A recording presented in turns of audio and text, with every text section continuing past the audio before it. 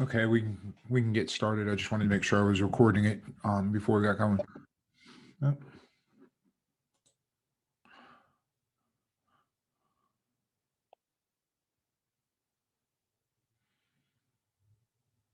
Okay, now there. So this week we're going to be finishing up our chapter that's kind of the building the foundation and talking about video game development and design. This week we're going to be talking about the players, and basically we're going to be looking at who plays and why. So if you kind of look in here, I've got a graphic here that I'll come back to that kind of shows the difference between demographics and psychographics. We'll kind of talk about that a little bit as we go through the stuff with the chapter. This week we've got a discussion post. In the book, it talks about Richard Bartle's player suits, and basically it talks about it based off of and we'll kind of go into it a little bit more, but basically he developed this based off a specific type of game. But the discussion post kind of just sits there, and it's basically you're discussing kind of how you would be described personally as a player, and going through that. This week's assignment is one of those first assignments that I warned you about that you're going to absolutely hate. It's one of those assignments where you're going to have to play games for like a little bit to do an analysis on it. So in particular, this week you're going to be discussing in your assignment why you particularly play games, um, what elements in your game make you want to continue to play, and then basically based off of that, you're going to kind of analyze one of your favorite games to play it, to sit there and see if it had those fun factors that make you want to play games, and those fun factors that kind of does it pass the test, and then of course sitting there and giving why.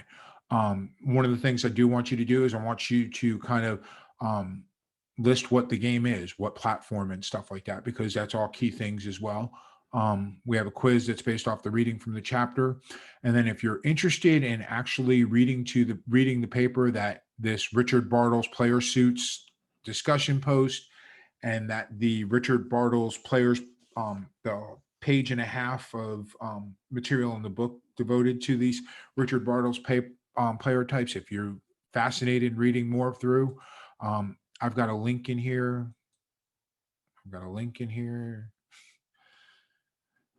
um, that goes through that links to the actual paper that he wrote talking about it. It's not too incredibly long, although it looks like it might be good reading if you're having problems sleeping, but um, or not. But it's I just posted it out there just in case you were interested in it. So with that, I'm going to switch over and we'll kind of go into the lesson. So again, this week we're talking about the player elements. We're talking about who plays, who's playing games, and why. So the key things that this chapter covers is basically first thing it talks about is what motivates people to play games. It's basically looking through and saying what motivates people to play the games. How does this affect the type of games and in particular, how does this affect the type of games that people are developing? So, understanding what motivates people to play games, obviously, will sit there and guide you more towards the type of game that you're going to create. So, in the chapter, it talks about geographics, demographics, and psychographics, and obviously, it goes through and talks about what the difference between geographics, demographics, and psychographics, and in particular in relation to again the types of games that you're going to develop, the types of games, and how different different different geographic areas or different demographic targets or different psychographic targets will um, will tend to favor towards different types of games. Um, the chapter talks about how the player market has changed over time. One of the things it points out is some of the key differences um, at the time.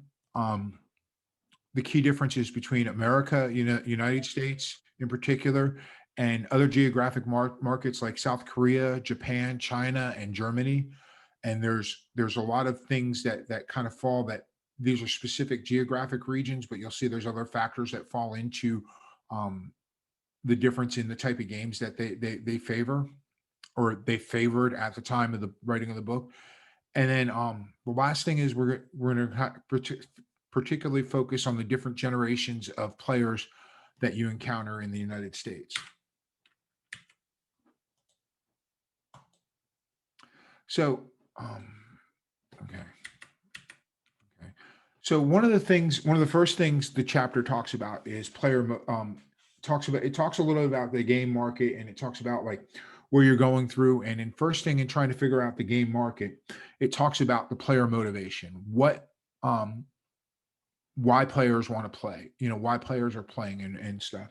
And right away in going into the player motivation, it discusses fairly in depth Richard Bartle's players who suit MUDs.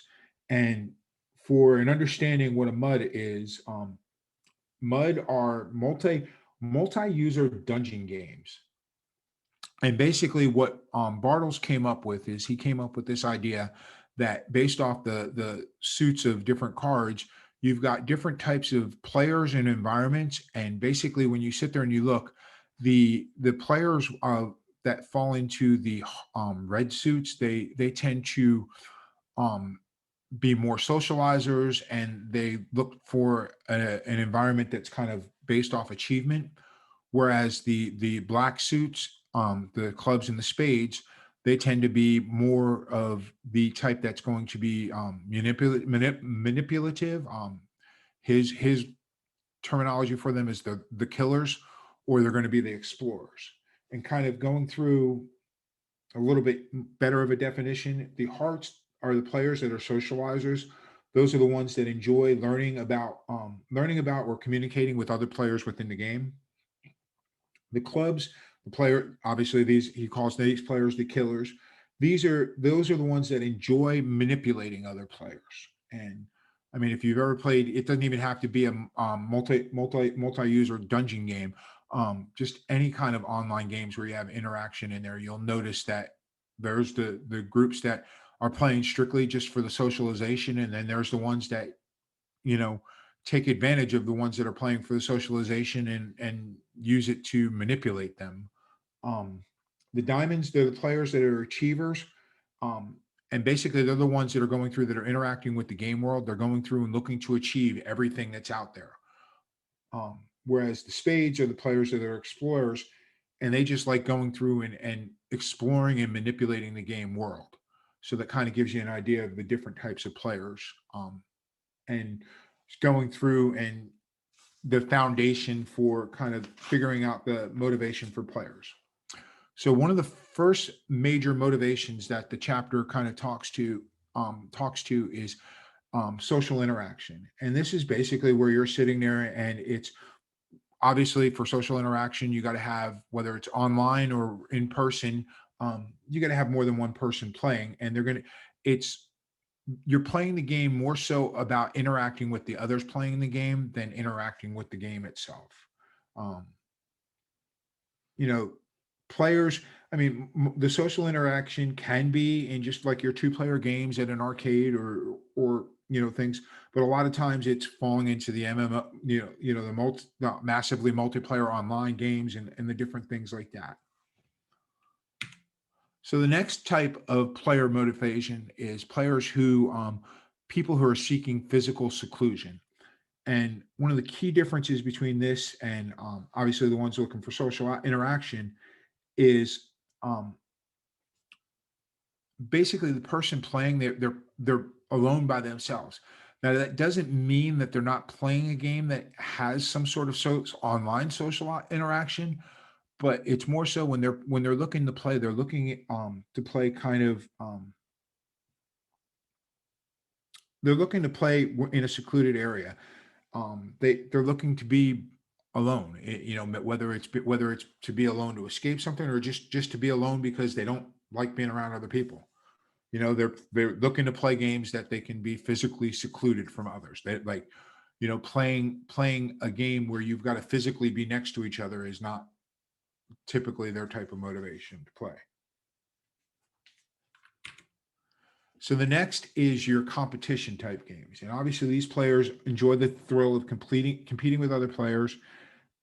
And I mean, it's pretty self-explanatory. The motivation is you want to compete. You're playing the game to compete with someone else, whether that person be a real individual that's sitting next to you with holding another controller, or whether that be an individual, someone that's online, or whether it be some sort of AI generated computer person, computer thing. Next motivation is knowledge. People are basically playing games with the intent to learn something.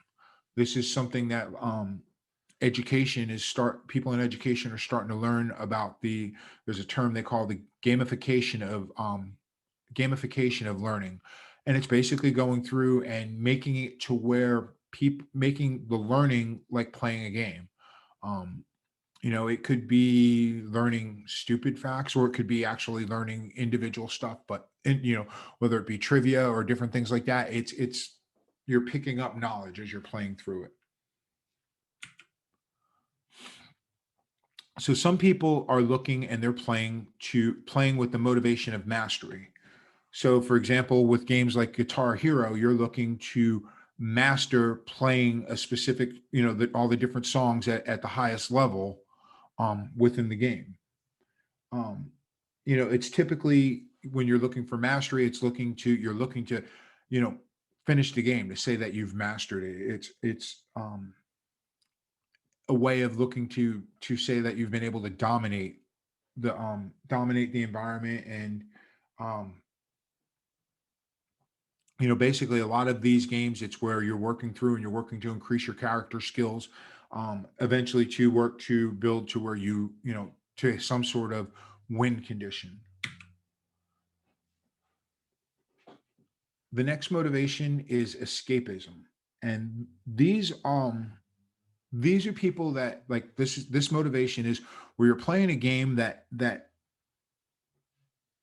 doesn't really have true to real world realism. It's gonna have some sort of some sort of facet of it that allows you to escape from your current reality.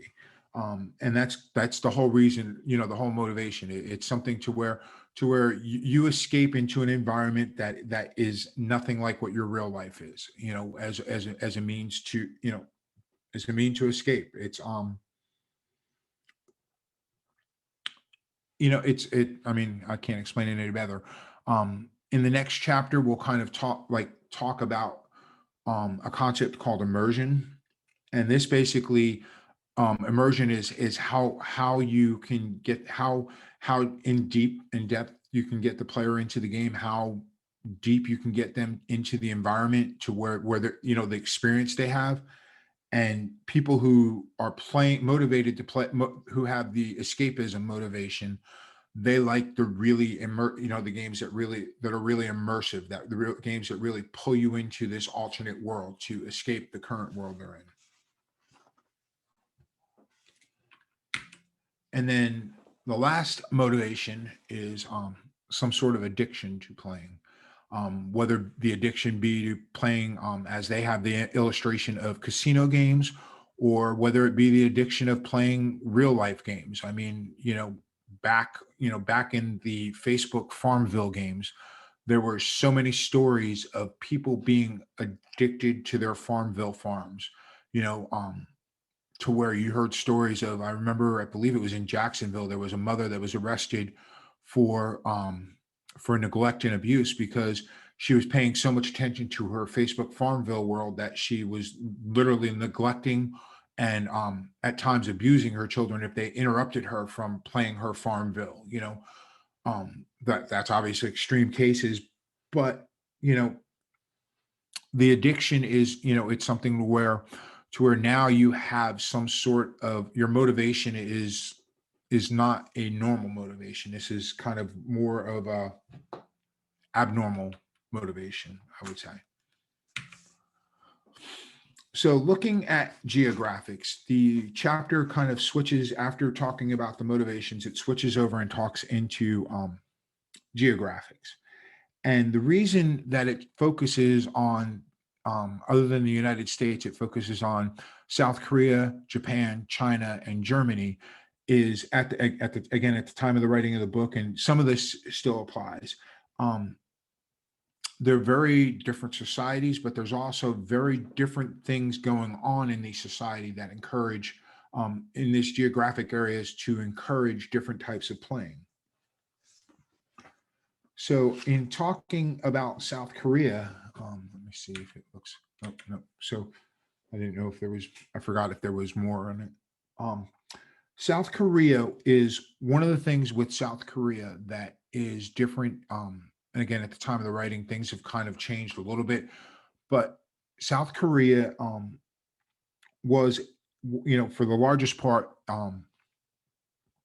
the worldwide leader in household broadband penetration. So that means, more people in Korea have access to high speed internet and such. So therefore, in South Korea, they expect a better online experience, and they tend to go through, um, tend to kind of favor that and using that. Um,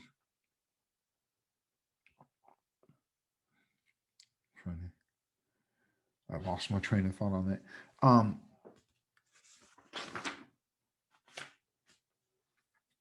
But as going through, looking through it, because of that, they're going to favor games that are online. They're going to favor different factors like that. Whereas in Japan, you would think, Japan being near South Korea, Japan being a very highly, tending to be a highly technical society as well, that would be the case as well. But they actually do not fall in the um, wired internet and the wired connection in broadband. They don't fall into the top list. However, in the wireless presence, they seem to have more of a factor with that. And a lot of, like, but when you sit there and you also look at it, because, and a lot of that has to do is with, in South Korea, the broadband is more financially readily available, whereas in Japan, broadband, for the longest time, was, you were charged by the minute for your use of the internet. So it tended to push people away from playing, your online games, and playing, and again, wireless communications is also going to kind of push you away from some of that. But it also sparked where a lot of the people played more of the gaming console type things. And out of Japan is where a lot of the more, back in the boom, Japan is where a lot of the major consoles have had their start. I mean, when you sit there, your Nintendos and even your PlayStations and stuff, they had their origins in Japan.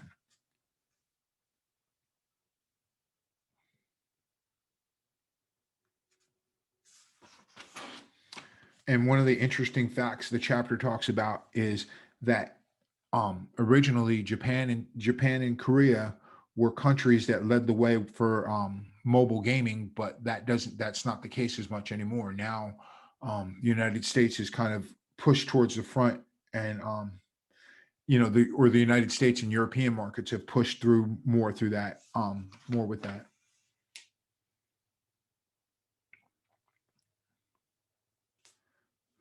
So, moving on to China, China has, because of the state of, the government and the state with everything in China. China has a lot of, they don't really have a big console market, partially because, like, with some of the consoles, it's a little bit harder to get them in there. There's restrictions on the content that could be played on it and everything. But one of the things that's interesting is, um, one of the things that falls into the, market that's growing in China for gaming is the, um, massively multiplayer online RPGs. Um, and other casual type games like that, because they would fall with they were more readily accessible, and they would fall within, because of being online and such. It made it easier for how the Chinese government kind of has limits on it. It allowed them to limit it easier, and therefore also provide access to people. And then finally, in Germany, what makes Germany distinct is, whereas South Korea is more of the online broadband games, Japan favors consoles, China favors the massively multiplayer online RPG games. Where Germany's market tends to be, they were at the time of press, for the book, they were the second largest market for computer-based games. So meaning instead of sitting there playing consoles or playing mobile or online games, or things like that, they favored you know PC-based games that were built for a computer, where possibly having a special gaming computer and such for that.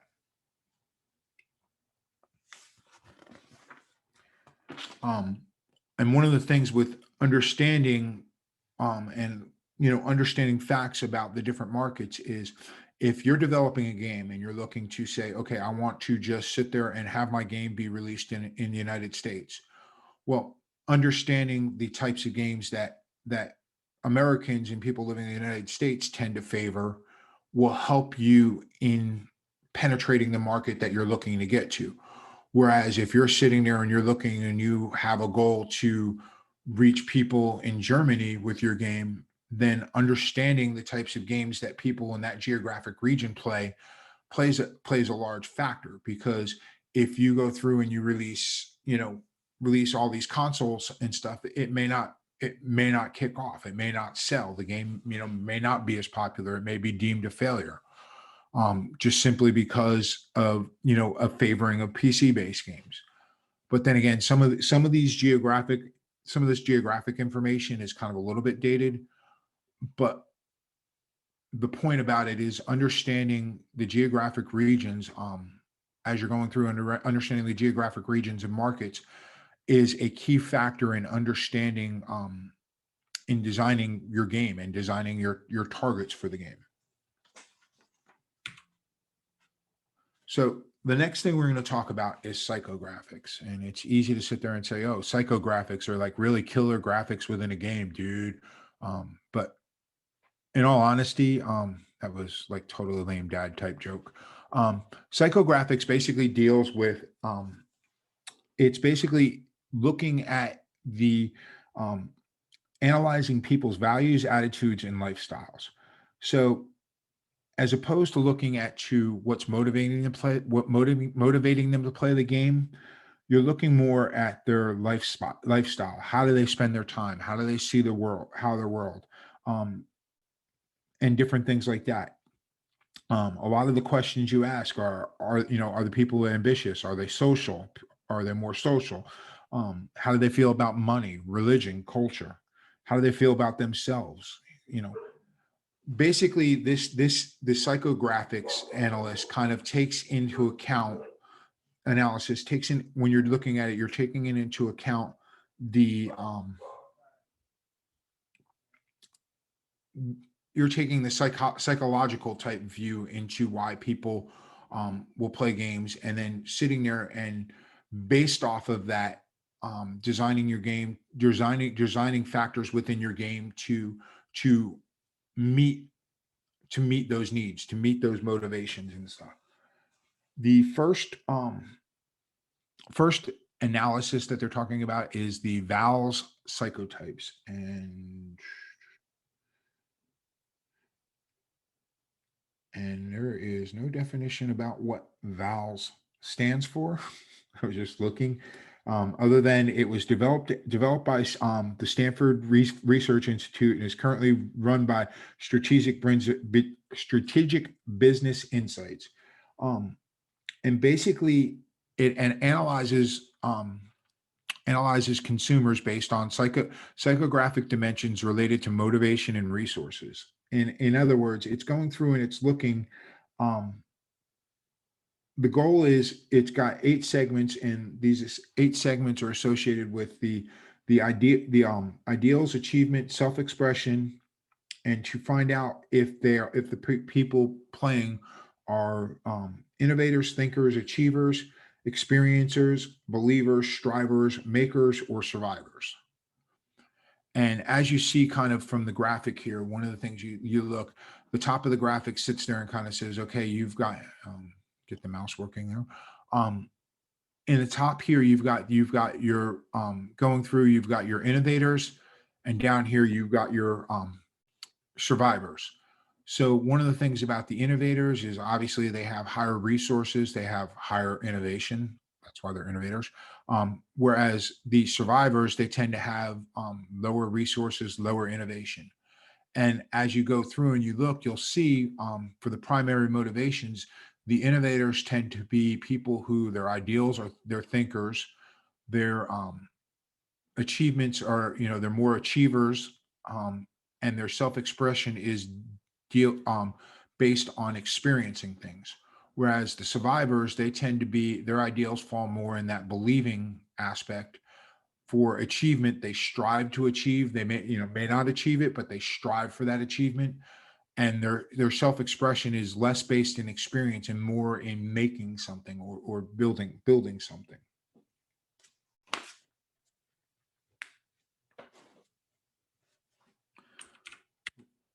So the next kind of analysis in sitting there and looking from, and I'm not sure if you've seen this in other classes or whatever, is the Myers-Briggs type indicator. And basically what the Myers-Briggs type indicator is, they take a scale, and as you go through a list of, I think it's like 100 questions, rating them, 1 through 5, it comes up with basically comes up with your um, Myers-Briggs personality type indicator. So every time I've taken it, mine falls into the INTP, which means that I tend to be more introverted, which people find odd. You present in front of people and you have no problem with it. Well, yeah, but that takes a lot of energy out of me, and my energy gets resolved by being alone on my own. Um, my source of information, I'm more intuitive. I tend to be more intuitive than sensing. Um, my approach to problem is more thinking based than feeling based. And my orientation of the outside world is I'm more perceptive versus judging. So as you see, the when you're looking at your Myers-Briggs type indicators, you wouldn't sit there and say that I'm going to target a specific type for a game, but you may sit there and going through saying, okay, in my game, I'm going to design my game. If you're designing a social game, you're obviously designing a game that's more for people that are going to be extroverted, possibly. Um, if you're designing a social game, but that's designed for people who like to play in isolation or play on their own, well, it could be introverted, but it allows introverts to have social interaction. Your source of information, whether you're sensing and rely on data, or you're intuitive and rely on ideas. The approach to problem solving. Um, are you objective and a thinker, or are you subjective and go by feelings? Do you solve your problems by, this feels like it's the right solution, so I'm going to do that, or you go through and do an objective analysis and say this is the solution based off of that. And all these factors go into your design of your, can go into your design of your game in determining who you're looking to target to have it play.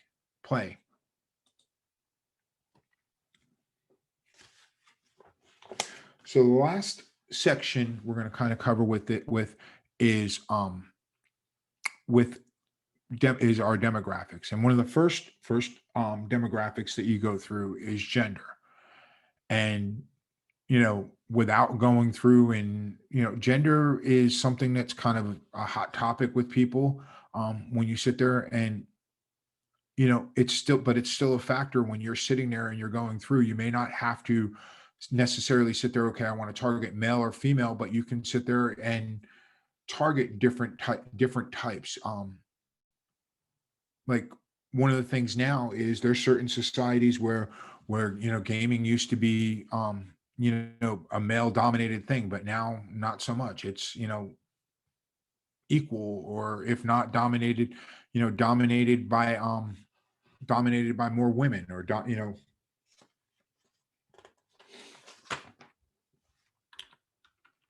but obviously gender is, if you're designing games, there are certain things that instead of sitting there and maybe saying male or um female, you may want to design things that fit towards more people who are more have more masculine thoughts versus feminine thoughts. And I don't even know if that's the right terminology for it, but you kind of get the idea for it, in designing in thinking in gender.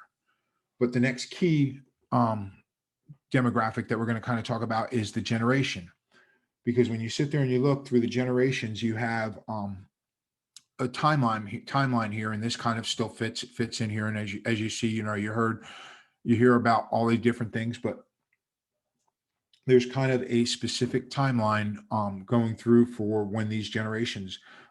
The first generation, which is labeled on here, and I forget it. Sorry, we'll go through and kind of talk about the first two before going forward. So the first two generations, the first one, the GI generation, is it's a generation that is slowly fading away, because obviously these are people that were born before, not typically that were born from before 1920. So these were the people that were around, These are the reason they call it the GI generation is these people fought, were the ones that fought World War One and a lot part of World War Two. Um, they it's a generation that kind of doesn't get factored into looking to do games, because if you're a game designer trying to design games for them, they're not. If what's left of that generation is very rapidly. I mean, you're talking they're the youngest of that generation are 100 years old now. So that's why it doesn't really cover, the book doesn't kind of go into more specific gaming types of it. The same thing with the silent generation, because the silent generation falls officially as people who were born from 1924 to 1943. Um, the the silent generation is made up of people who grew up staying at home under the secure wing of overprotective parents, while older siblings who probably fell in the GI generation fought in World War II and joined the Civilian Conservation Corps. Upon entering the workforce, this generation, basically fit the, you know, picked up in more nondescript gray suits and opted for the tend to opt for job security offered by large faceless corporations. And the thing about it is this generation kind of got sandwiched in between two very active generations. Obviously, the GI generation because of the wars they fought, and then the next generation that we're going to focus on of is the inner focused baby boomer generation. But again, focusing game development on the silent generation is also a generation that um, you're talking the youngest in that generation are now in their 80s and 90s. Not really a good way to target to.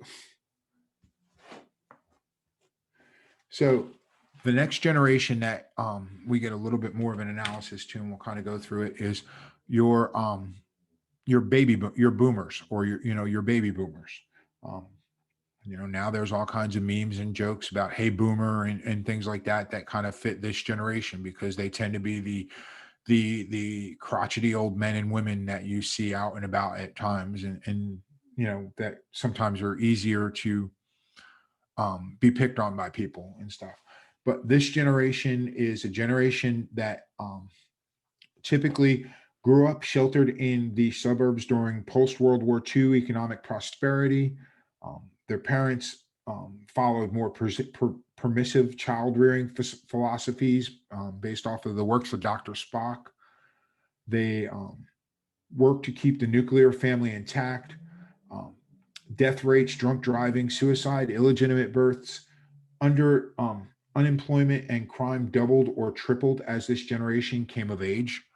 So as this generation started hitting,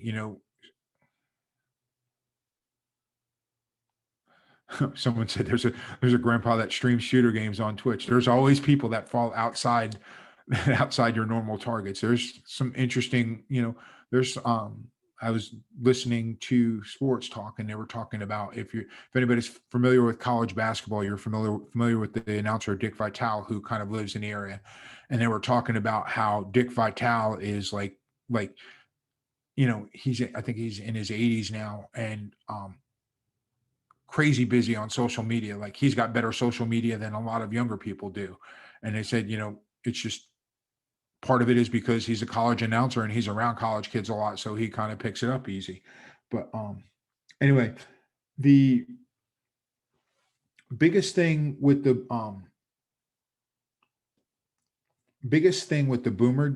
boomer generation is that and I'm looking for looking at the boomer generation is a lot of the boomer generation, it started the moving into the next generation. It started kind of into the rebellious nature, that a lot of the things that happened during the boomer generation led towards the rebellious nature of generations to come afterwards. One of the points it talks about is if you're looking for looking towards to create games that are targeted at them.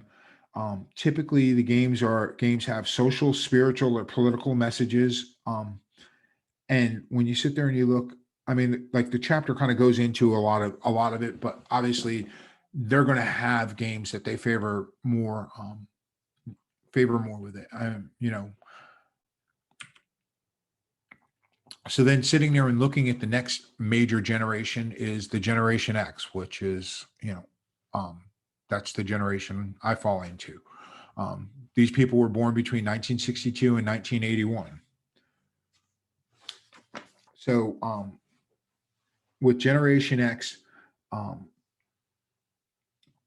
they basically, Generation X is an era, it grew up where Gen X grew where America was at its lowest birth rate ever, and it was commonplace for divorce was starting to become really high at that time, and you had a lot of like patchwork families because of remarriage and such. So you had a lot of those things.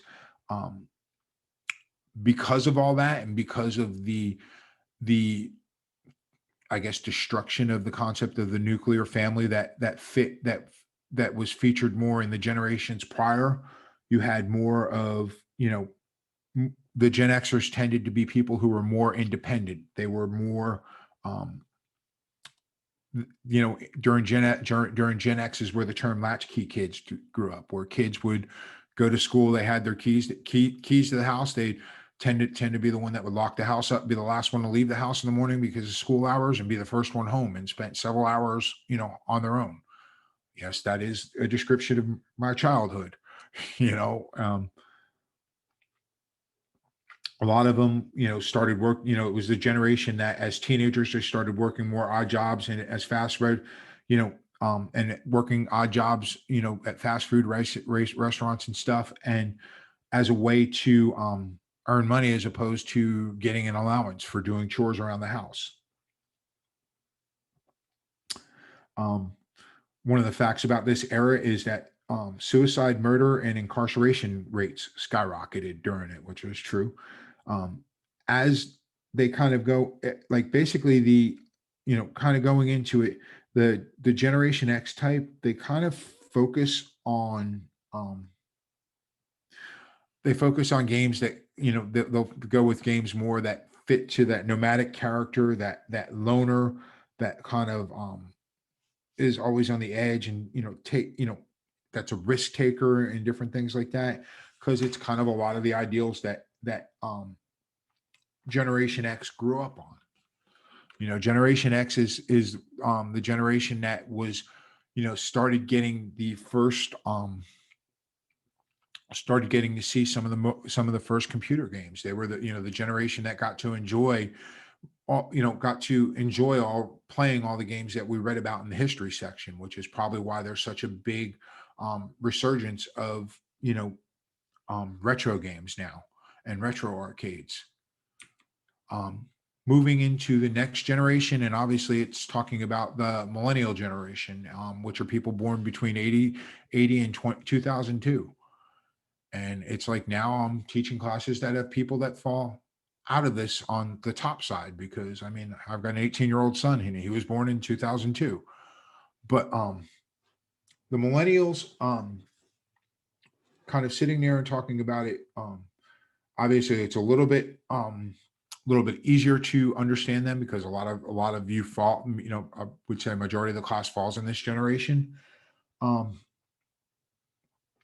and basically millennials, the basic description is,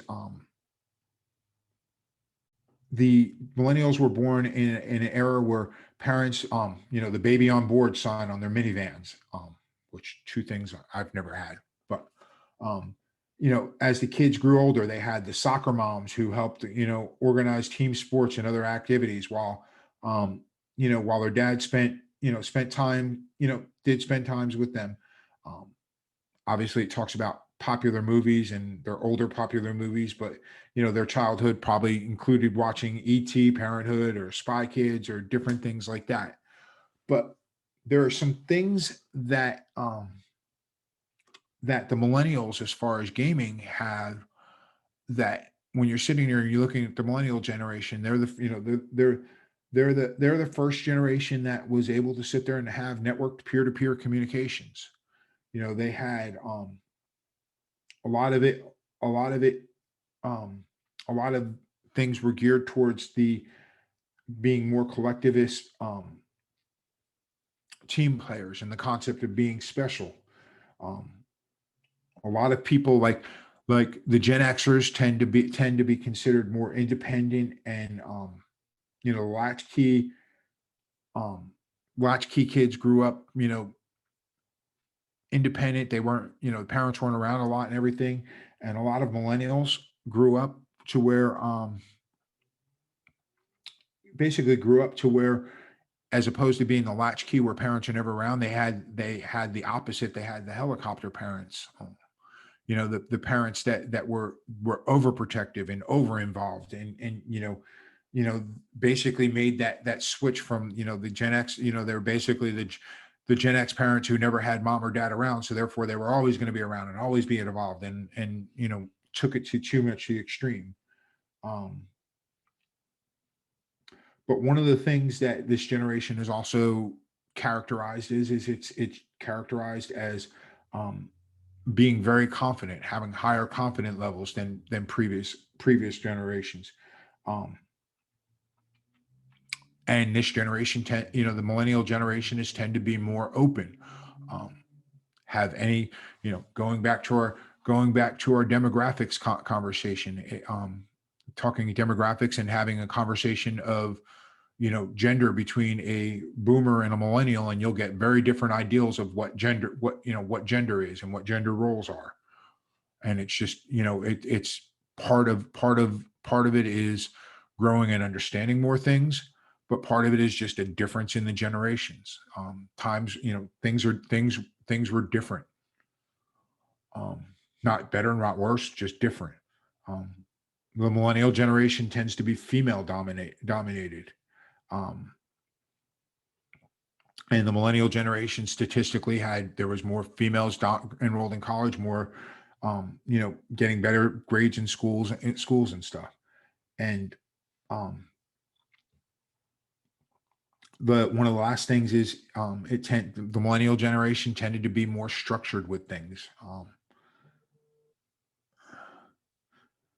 You know, the generation is characterized as believing that, rules have value, and going through and following the rules, being more structured within the rules, whereas the Gen Xers were characterized as, you know the rules were there to be broken and ignored more so. Was the characterization of it. So after it goes through and it talks about, and if you're interested in the chapter, there's a very long, I'm looking at it, I'm trying to see, there's a very long, like highlighted section um, based off of works of Peter Markowitz, who is someone who basically designed a um, he basically discusses the more going into more of the personality characteristics of the different generations, and you know, it's something interesting to read. It's something to understand yet. Um, it goes through. He has talks about the Boomer generation, the Generation X. He's got different quotes. He's got the Boomers. He's got a quote from Bob Dylan. The times they're changing, whereas um, the quote for Gen X is from the Highlander, which there can only be one. Millennials, more it's he characterizes it as the wizards in training from Harry Potter. And then the next generation that he has listed, he calls the Homelanders. And basically, that's the generation I believe they've given to the people that are the post millennials, or that may have changed now as well since this. But when you sit there and you look at it, some interesting things about that he posted in this talking about this generation is never known the last or the next generation after millennials is a generation that's never known a world without a war on terror, which is kind of sad to say, but in America that's true. um this generation, but it's also a generation that's never known a world without the internet or 3D consoles or virtual worlds, or even it's a generation that's never known a world without smartphones. You know, the fact that you had um, playing games like Snake on your Motorola, or your I'm sorry, your Nokia phone, were that was the smartphone, as opposed to the stuff that you can play on your smartphones now. So let me look to see. So in this chapter, it kind of goes through, and I knew the excuse me, I knew the book revisited the ESRB, and let me make sure. So yep. So in talking about the ESRB again, in the first chapter we learned, ESRB gets discussed more from a historical aspect of it, because of the big Senate hearings that went on.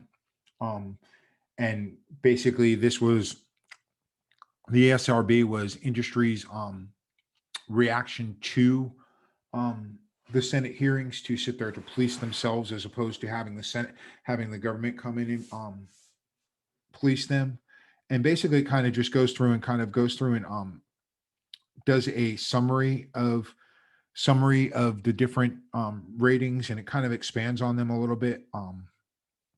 It talks about the ratings, um, and basically the topics that it talks about is when you're looking at games you want to create. Again, one of the factors, after going through and analyzing your motivation, the motivation of players that you're looking to target, after analyzing your geographic region that you may be looking to target, and aspects of the geographic region that you're looking to target, um, and more importantly, looking at the psychographic and demographic areas of that you're looking to target.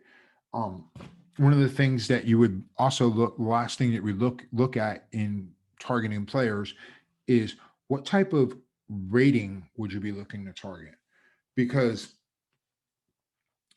if you're looking, knowing the different generations and knowing what they would play, um, writing a game that your target is the boomer, targeting the boomer generation, and making it to where it has a rating of mature or adults only, that may not fit them, because in looking at the values and stuff of that generation, they're not looking for that edginess stuff. They're looking for stuff that would fall at a lower rating, not, maybe stuff that even falls under the teen graphic might be offensive to some, whereas um you know certain generations will favor, like, you know the Gen Xers might favor the more mature games because of that rebellious streak and that they have. And understanding understanding all these things put together, including understanding the ratings and how the ratings fit in within your demographics and your psychographics of the people that you're trying to target with your game, um, makes a key thing. Um, the last point of the chapter, which it kind of went the wrong way. So the last point of the chapter, obviously, it talked about the game market, player motivation, and all these. But the last thing in the chapter, the last page of the chapter, it talks about applying player markets to platform to concepts of platforms and genres and goals. Which player markets was what we discussed tonight. Platforms was 2 weeks ago. Genres and goals was last week. And as you're seeing, as we're going through, you're seeing we're kind of in each section we're building up on the different things, and having an understanding of your platform that you're looking to target, having the understanding of the genre and main goal is also going to sit there. Those are going to lead towards your player markets that you're going to go after. Like, it's not just like, oh, I can use this platform and choose this genre and goal and this player market, and they're completely opposite from each other and expect to have success. As you go through and you choose, you're going to find that your platform, your genre and goal are going to lead you towards a specific player market. If you start with the idea of, I want to write a game towards a specific player market, that's going to lead you down a way to choosing your platform and your genre and goal. These items, they're not independent and exclusive from each other. They all link together as you go through and you read and you see. When you read about the player markets and you read about the specific demographics, especially when you're sitting there talking about the generations, the different generations are the different, when looking at the generation, if you're targeting a specific generation, that's going to push you more towards a specific platform. It's going to push you more towards a specific genre and goal in the game. And it's all factors that you really need to consider in going through and developing your game. So let me close out of this. So now that we've talked about all of that, when you sit there and you look, this first graphic kind of makes a little bit more sense. When we're sitting there, we're talking about demographics. We're talking about a lot about more towards the person, as in their age/gender, their race, where they live, what their employment status is, like more I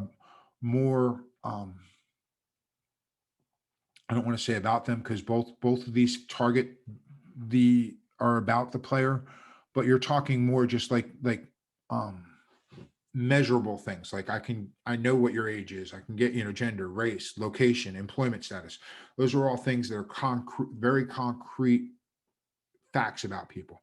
Whereas your psychographics kind of fit within the personality of the people. That's a key thing. But even their values, knowing someone's values will help you target a game. If someone has values that favor life, that are against killing, then maybe making a first person shooter and targeting a group that has that values wouldn't be the best thing, because it would go against their values, their attitudes, their interests, their lifestyles. When you're looking psychographics, it's a lot more of, you're looking more at the psychology of the people. You're looking more at it's the demographics is kind of like what they are, where the psychographics is more kind of who they are. If you look at, what is kind of just like what specific, very concrete, Whereas the psychographics, there's a lot of blurred lines in things with it, between personality, values, attitudes, interests, lifestyles. Um, there's a lot of things that in targeting psychographics and choosing the psychographics that you want to go after. There's a lot more in depth. If you're really looking to go into that, there's a lot more in-depth analysis into the different things, if that makes sense, that you would have to do. Whereas the demographics, um, based off of certain demographics, you have ideas that general ideas that can target, help you in targeting and designing your game. Like if you're looking to make a game that's very, very educational and, in teaching people how to read, well, that's kind of, the age that you're going to target to is, specific age group, employment status. I would think if, it's very easy to choose your demographics if you're looking to create an educational game made with the purpose of teaching how to read. There may be outliers that still hit that target, but you have easy. Whereas the psychographics with something like that may not be as influential on things like that. But if you're playing a game, designing a game, you know, um, I'm trying to think of a good example of a game that that the psychographics would come into, um, choosing the right people. Grand Theft Auto, that whole series. You're specifically, there's a lot of demographics that go into who that game is designed towards, but there's a lot of psychographics. There's a lot of things where it's a specific personality that's going to want to play that game. It's a specific value that has specific values and attitudes about things to play games like that. If that all makes sense.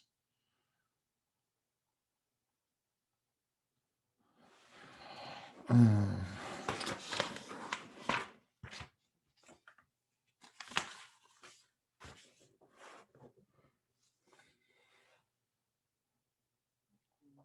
so I'm sitting here, I'm looking. Um,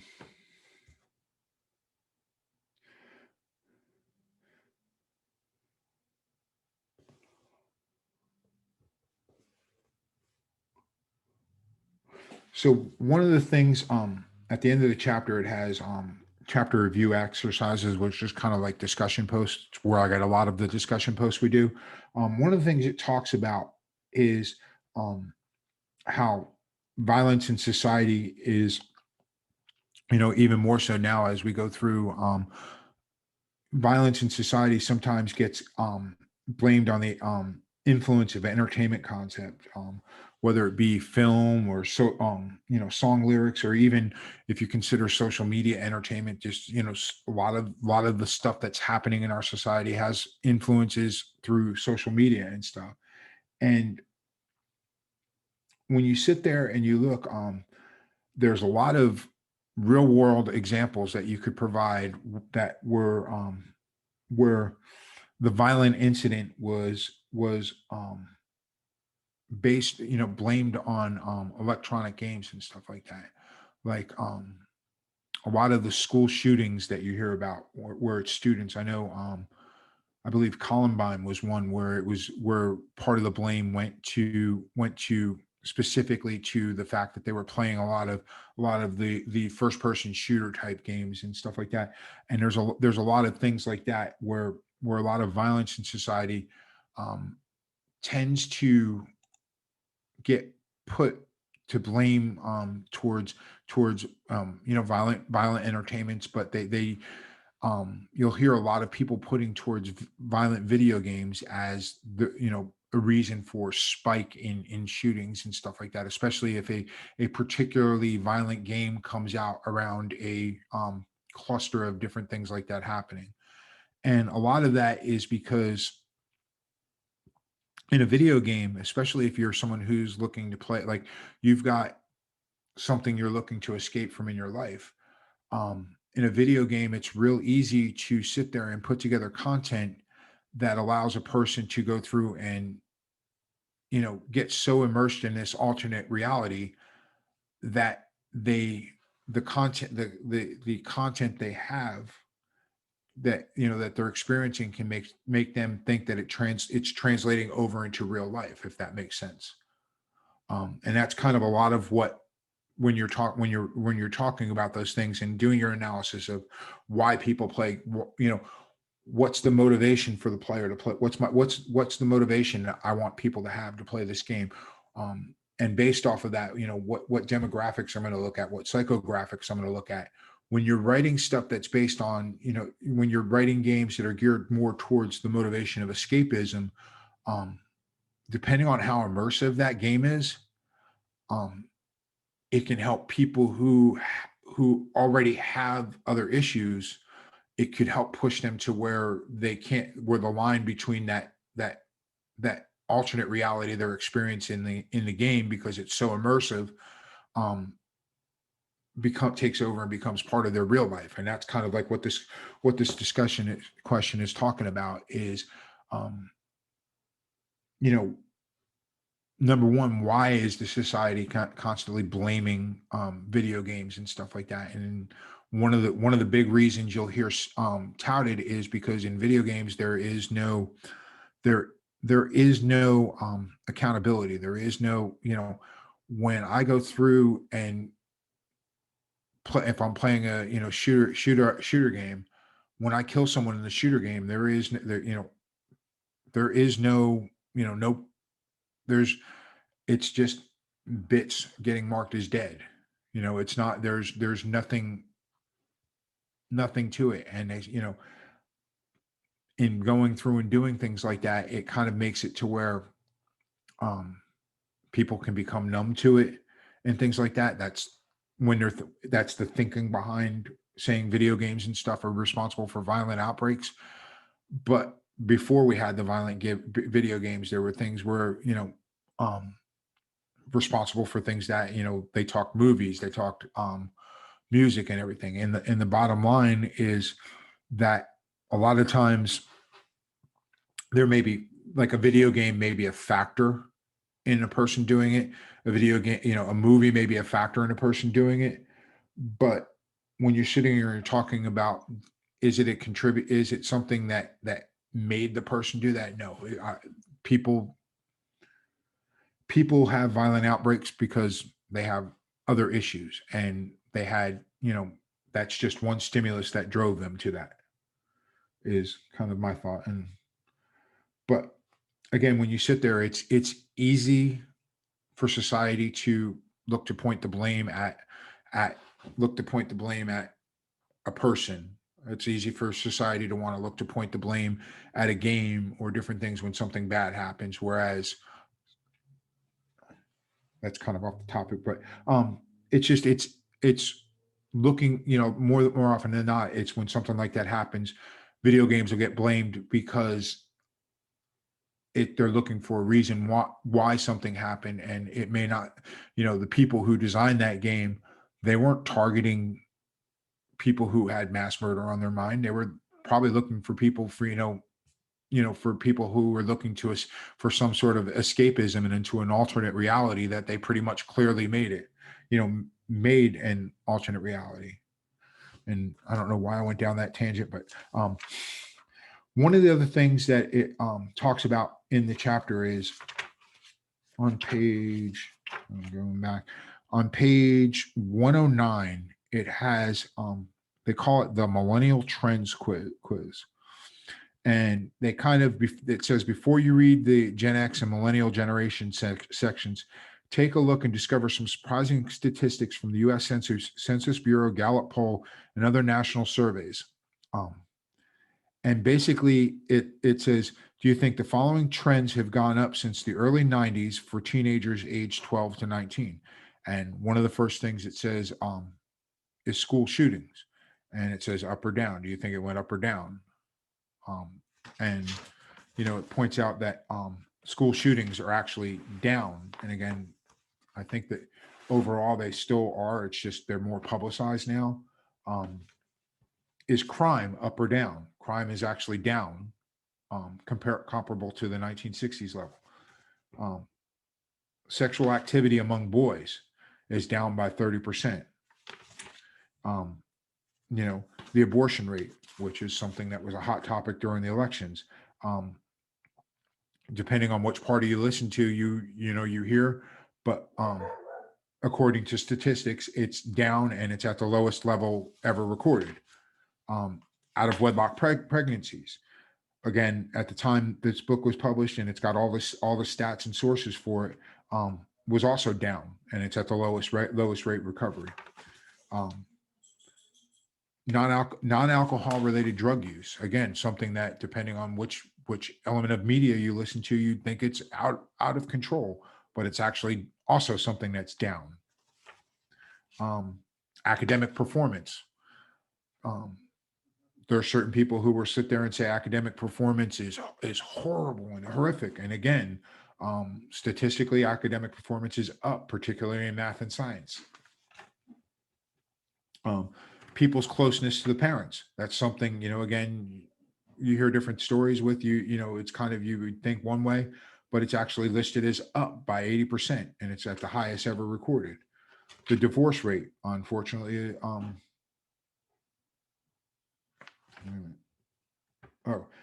time spent with fathers is something that's also up. That's up significantly.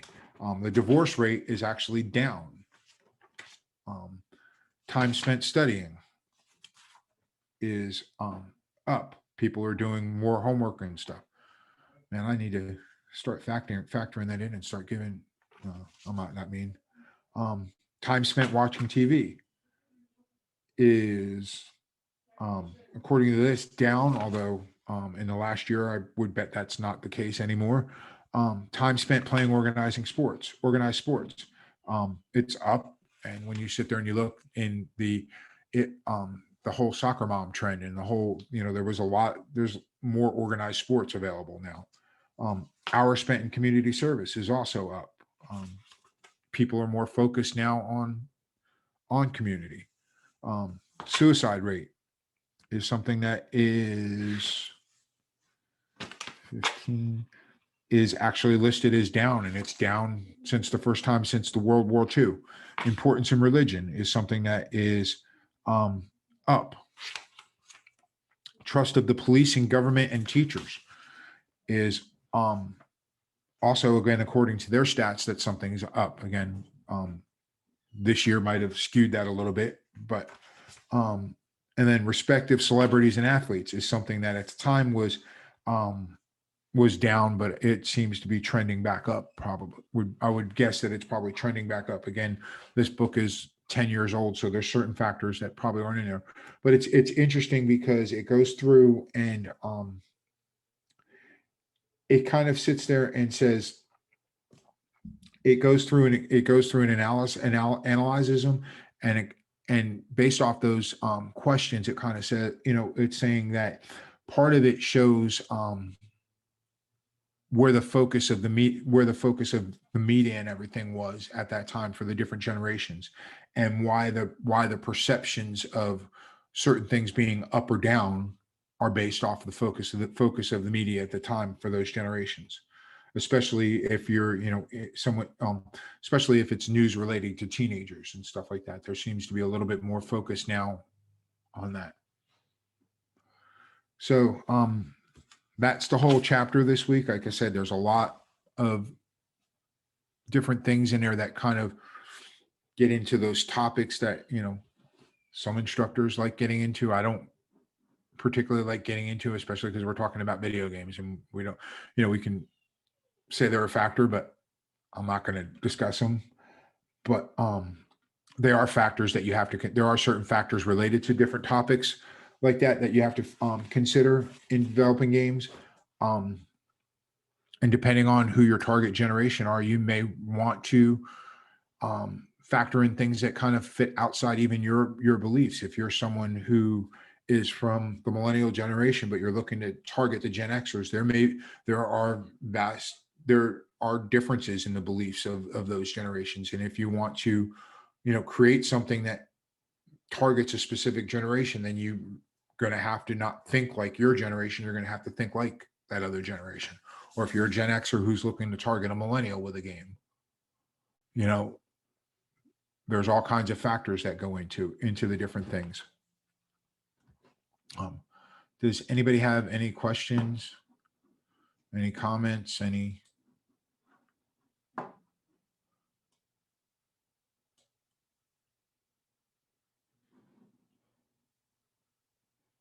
Everybody's rooting for the Bucks this weekend, right?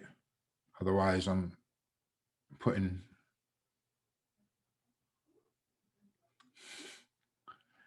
No joke. There's no joking about that in this household.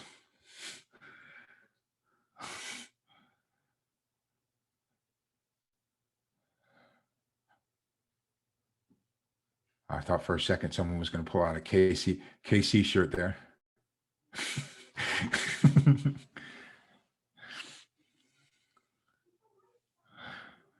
Yeah, most of the so what was I'm trying to think if it was it was 2 years ago after the Super Bowl. Microsoft during the Super Bowl had a commercial where they introduced their and I actually still have in the course when we get to that part where we talk about making the interface and making with the interface, making the interface accessible. Microsoft went through at the time they had introduced more accessibility features for playing Xbox and stuff like that. And I went through and said, so did anybody see this commercial during? And not a single person in the class saw it during the Super Bowl because they didn't watch the Super Bowl. So it's kind of understood. Remember, I'm the professor who also plays mostly sports games. So, and I doubt that's the case for a majority of the rest of the class because it typically hasn't been. One of the things with the discussion for this week, okay, it's still showing that I just didn't see is there's 2 links in here. One of them takes you to where you do the it's a free, both of them are free version. One of them is the if you're interested in actually finding out what your vowels score is and what your MBTI is or your Jung personality things. These are actually surveys that you can go through and take. And the reason I have the links in there for one or the other is it's going to give you results that will kind of go through to your self analysis of yourself based off the Bartle suit thing. And it's kind of like, okay, my Val says I'm this, but I thought I was this based off Bartles. It's kind of one of those things for part of your discussion and just something to make it a little bit more interesting in comparing the different types of analysis of people who play the games.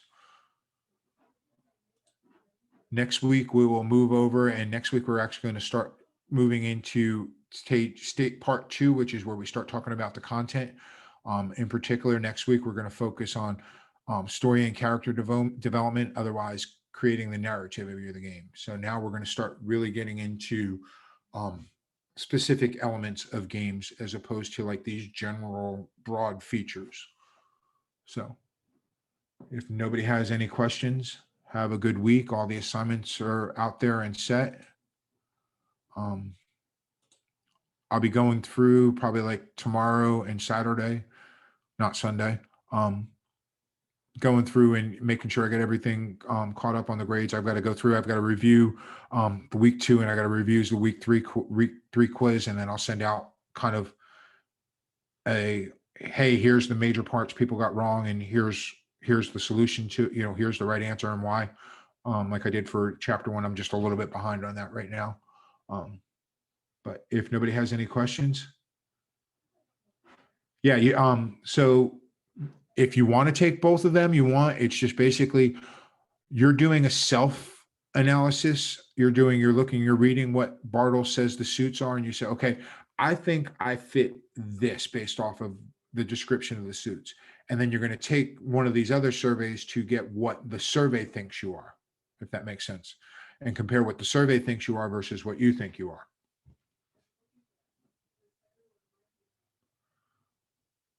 So if there's no more questions, have a great rest of the week and enjoy your weekend. And once again, go Bucks. Thank you.